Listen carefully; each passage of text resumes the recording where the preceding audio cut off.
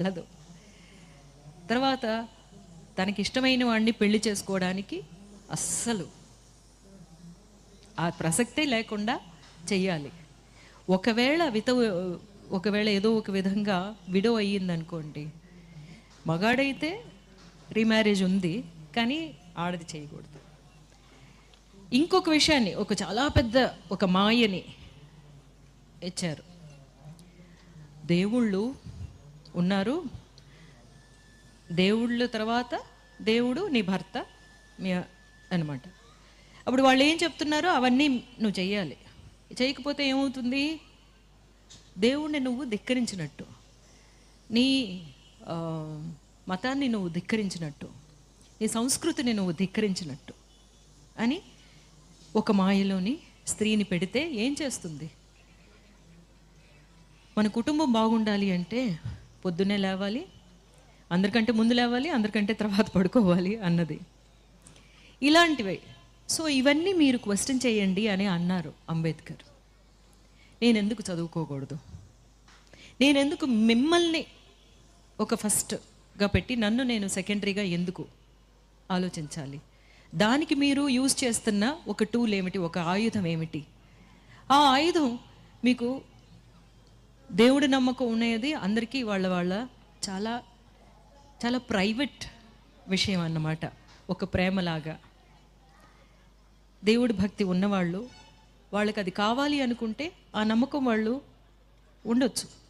కానీ అది మిగతా వాళ్ళ మీద రుద్దడం, కానీ అందులో ఇలా చెప్పారు, ఇందులో నువ్వు ఇలా ఉంటేనే నువ్వు చాలా పెద్ద పత్ని వ్రతవి అనే విషయాలన్నీ చెప్పేసి మనల్ని అట్లా.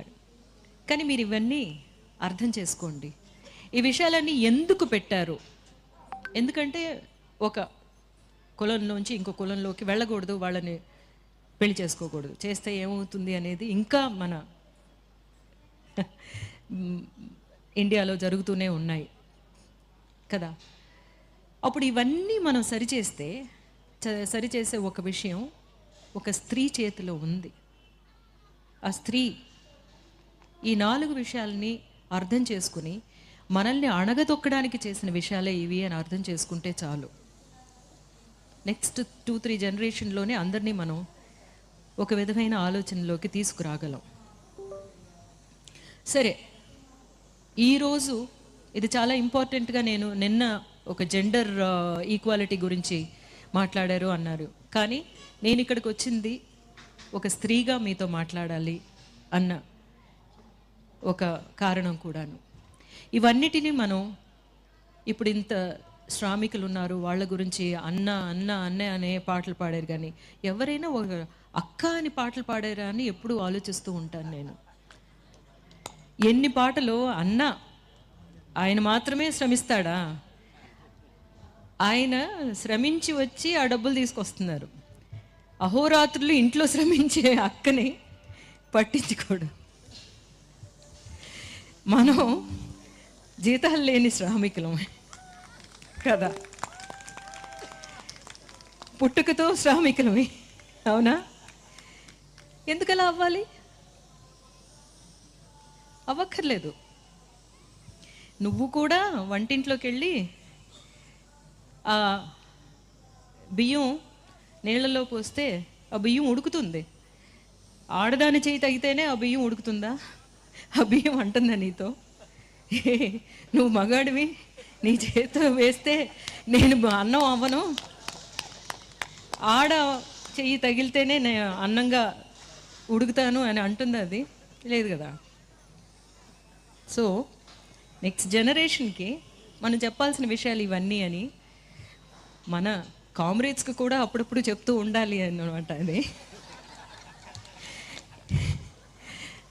మిగతా శ్రామికుల గురించి ఇన్ని గొంతు చించుకొని పాడేవాళ్ళు, మా గురించి కూడా ఇంట్లోకి వెళ్ళి కొంచెం పనులు చేసి పెట్టండి. ఇప్పుడు సమీపంలో గర్ల్ ఫ్రెండ్ అని ఒక పిక్చర్ చూస్తుంటారు. ఆ పిక్చర్లో ఉన్న ఒక్క సీను, మీ ఇళ్ళకి వెళ్ళితే మీ అమ్మో, మీ అక్కో, మీ అత్తో,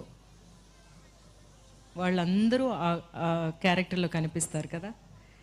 అప్పుడు మీరు ఇక్కడ బయటకు వచ్చి ఇంత అభ్యుదయ భావాలు మాట్లాడుతున్న వాళ్ళు కూడా ఇంటికి వెళ్ళినప్పుడు మీరు ఎలా ఉన్నారు మీ మీ ఇంట్లో ఉన్న శ్రామికులతోటి అనేది ఆలోచించండి. చాలామందిని నేను చూశాను, ఇంట్లోనే అందరికీ అన్ని పనులు పంచుకుని చేసుకునే చాలా కుటుంబాలని నేను చూశాను. బట్ నేను ఇంకా ఇక్కడ ఇలా చెప్పకపోతే మిగతా వాళ్ళకి అర్థం అవ్వదు. అందుకని మిమ్మల్ని గాయపరచాలని కాదు. ఈరోజు తీసుకున్న ఒక ముఖ్యమైన విషయం గురించి కూడా మాట్లాడాలి. మాదక ద్రవ్యాలు మనకి ఇప్పుడు ఉన్న సొసైటీలోని మనల్ని కంట్రోల్ చేయాలి అనే విషయాల్లోని ఇది ఒకటి మీకు చాలా ముఖ్యమైన విషయంగా తీసుకుంటున్నారు అని అనిపిస్తుంది నాకు. యంగ్స్టర్స్ని ప్రక్కదో పట్టించడానికి వాళ్ళ సెన్సెస్లో ఉంటేనే కదా వాళ్ళు బాగా చదువుకోవాలి అనే విషయానికి వెళతారు. అందరూ చదువుకుంటే పల్లకులు అందరూ ఎక్కేస్తే పల్లకి మోసేది ఎవరు అని అడుగుతున్నారు. నేనేమంటానంటే పల్లకులోని ఎవరు ఎక్కొద్దండి, మనం అందరూ కలిసి సమానంగా నడిచి వెళదాము అని అనాలి. మనం ఆ పల్లకెందుకు అనేది మనం అడుగుతామని, ఆ పల్లకులు మేము మొయ్యమని చెప్తామని మనల్ని ఎట్లాగా, మన పిల్లల్ని, మన యంగ్స్టర్స్ని ఎట్లాగా తప్పుదోవ పట్టించాలి అనేది చూస్తున్నారు. వీటికన్నిటికీ మన సంఘంలో, మన సమాజంలో ఉన్న ప్రతి ఒక్కరూ చాలా చాలా చాలా క్లియర్గా గమనించాలి. మన పిల్లల్ని మనం మంచి దారి పట్టించాలి అని చెప్పి అంటున్నాను. ఎందుకంటే అది ఎలా వస్తుందో తెలీదు. ఫ్రెండ్స్ ద్వారా వస్తుంది. ఫ్రెండ్స్ ఒకళ్ళు నేను చేస్తున్నాను రా, నీకేంట్రా భయం అంటారు. ఆ ఫ్రెండ్స్ మధ్యన ఉండే ఒక స్టైల్ కోసం, నేను మీతో సమానం అని చెప్పుకోవడం కోసం ఫస్ట్ టైం వెళుతుంది. ముందుగానే చెప్పాలి, మీరు ఇంకొకళ్ళు దొంగతనం చేయకూడదు అనే విషయాన్ని మనం చిన్నపిల్లల నుంచి చెప్పి పెంచుతున్నట్టు ఇలాంటి విషయం నేను ఎవరైనా చెప్తే వద్దు అని చెప్పడం మాత్రమే కాదు, మీ కుటుంబంలో ఎవరైనా ఒకళ్ళు ఉంటారు, వాళ్ళని ఎగ్జాంపుల్గా చెప్పి మాకు ఇలా జరిగింది, ఆయన పోయిన తర్వాత వాళ్ళ ఫ్యామిలీ ఎలా ఉంది చూడండి అని వాళ్ళనే సమరులుగా తయారు చేయాలి. ఈ ప్రాబ్లమ్ని మనం ఇలా తప్ప వేరింకే విధంగా ఎరాడికేట్ చేయలేం. అఫ్కోర్స్ ఫోర్సెస్ ఏమో పోలీస్ కానీ లేకపోతే సిస్టమ్ కానీ దాన్ని క్లియర్ చేయాలి అనేది మనం డెఫినెట్గా చెప్తూనే ఉన్నాము. కానీ కుటుంబంలో ఉండే వాళ్ళకే, ఎస్పెషలీ పేరెంట్స్కే, తల్లిదండ్రులకే తెలుస్తుంది తన బిడ్డ ఒక చిన్న తేడా కనిపిస్తుంది.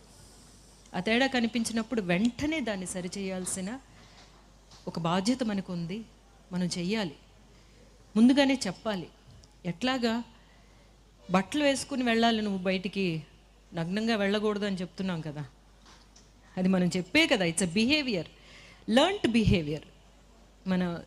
మన మనుష్య జాతికి అంతా లర్న్డ్ బిహేవియర్ అనమాట.